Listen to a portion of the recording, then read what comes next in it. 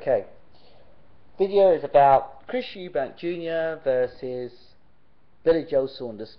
Now, I've interviewed Billy Joe Saunders beforehand, and I can tell you now that Billy Joe Saunders has a genuine dislike for Chris Eubank Jr. Genuine dislike.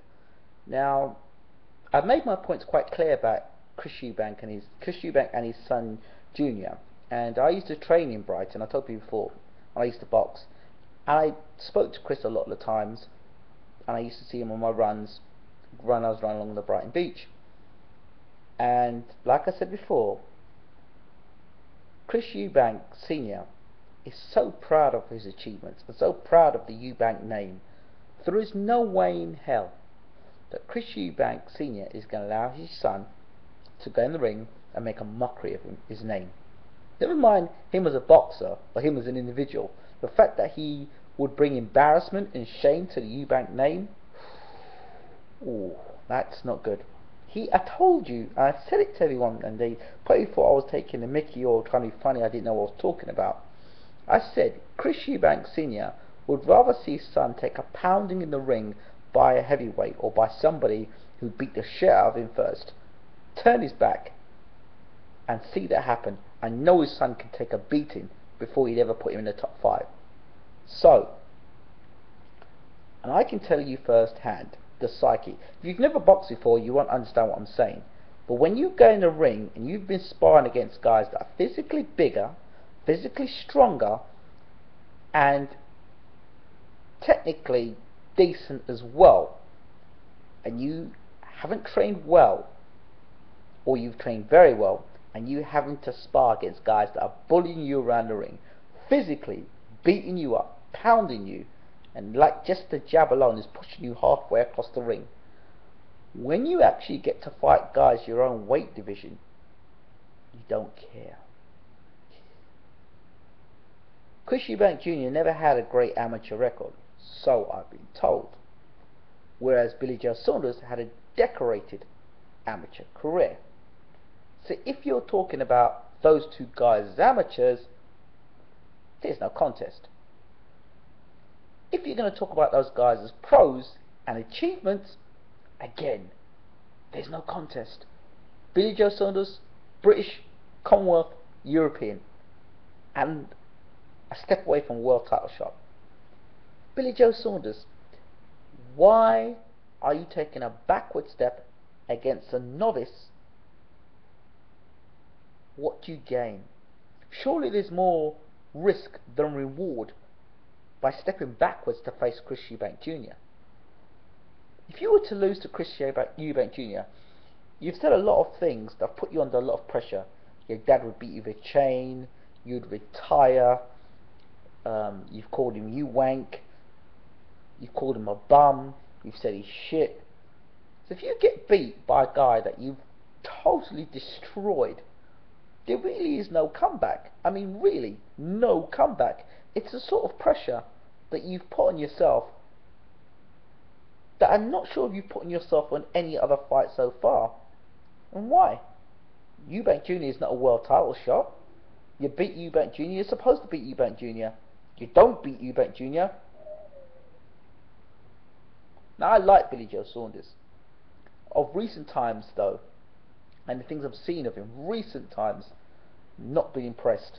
And psychologically, if you looked at that press conference, the last press conference where Billy Joe Saunders was on Skype and Chris Eubank Jr. was sitting down very quietly, you'd have thought that Billy Joe Saunders was the challenger and Eubank was the champion. Eubank was just sitting there very cool, very calm, very calculated.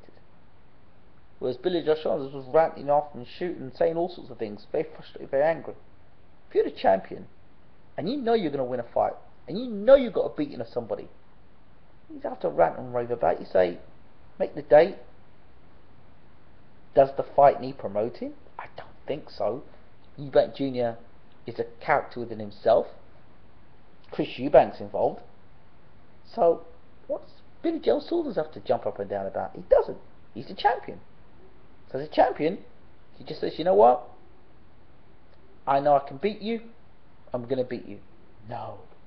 He's put a load of pressure on himself, which could backfire.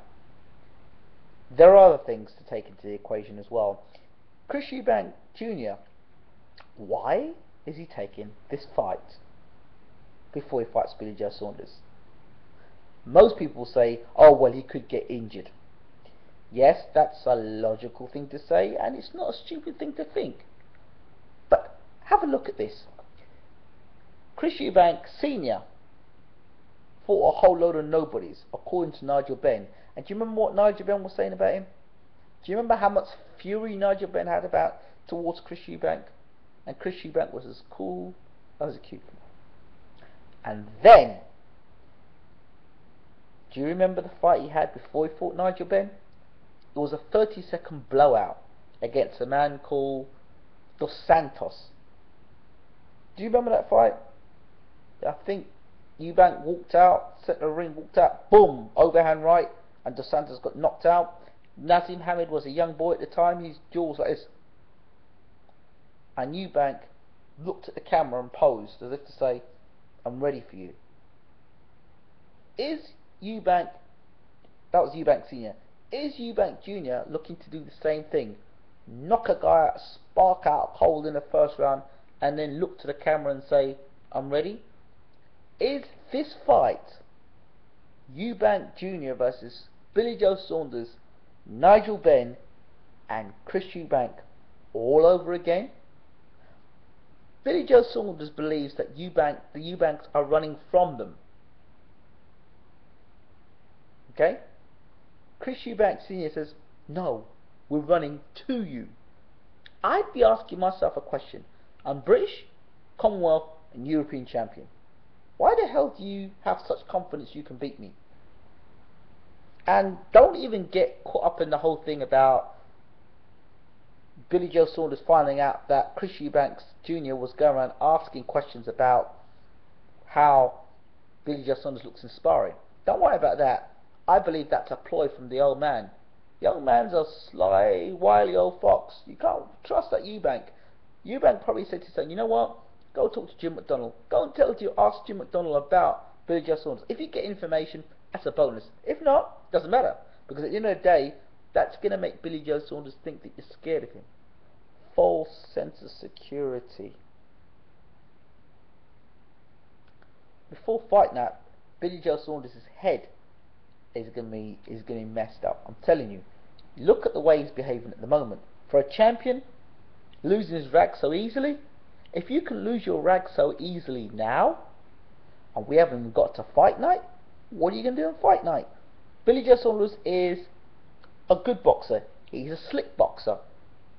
But, will he fight rough on the night? Will he fight out of his element on the night? Will his slick boxing skills be replaced with a guy fighting mad? Now when you're fighting mad, you don't pay attention to defense, you don't even pay attention to the game plan. And if you've got no game plan and all you want to do is knock somebody out, you're more liable to walk onto punches. And Chris Eubank is not a stand-up, straight-up orthodox boxer. He's going to be moving, so he's got movement.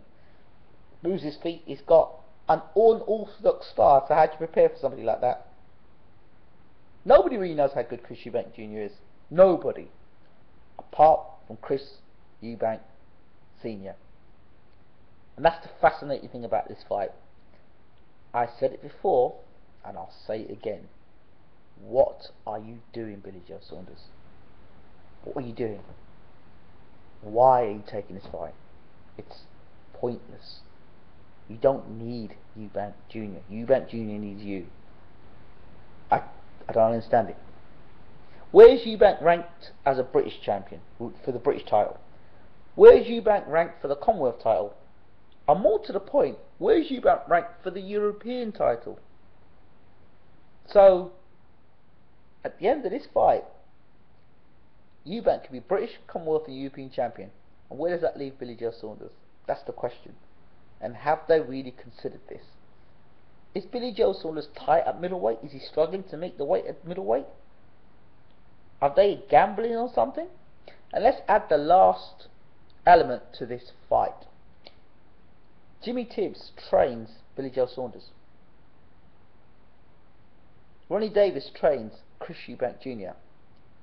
According to Ronnie Davis, Jimmy Tibbs has never beaten him as a trainer. None of his fighters have ever beaten his fighters. I think it's 5-0.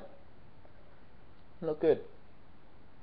So, does Davis hold the key to who wins this fight?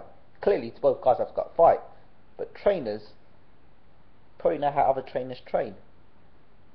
I don't know, but there's lots to think about and consider. Let me know what you think and who you're backing.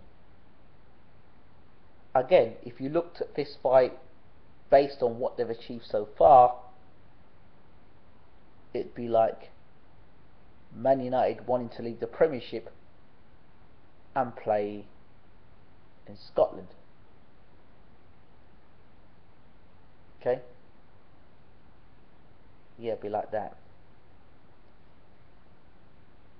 So, again, let me know what you guys think. Don't forget to subscribe, rate, leave your comments, share the video. Let's get people talking about it. I think I might call this video "Be Careful Billy Joe Saunders." You know what? Billy Joe is a good fighter. Good fighter. I was convinced he was a good fighter when he beat Gerard Fletcher. The way he beat Gerard Fletcher. And his last fight looked pretty impressive as well.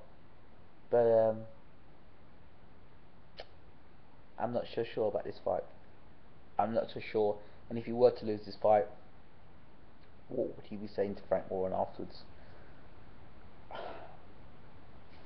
He really need to take this fight. Alright, those are my thoughts. I'm out. Take care.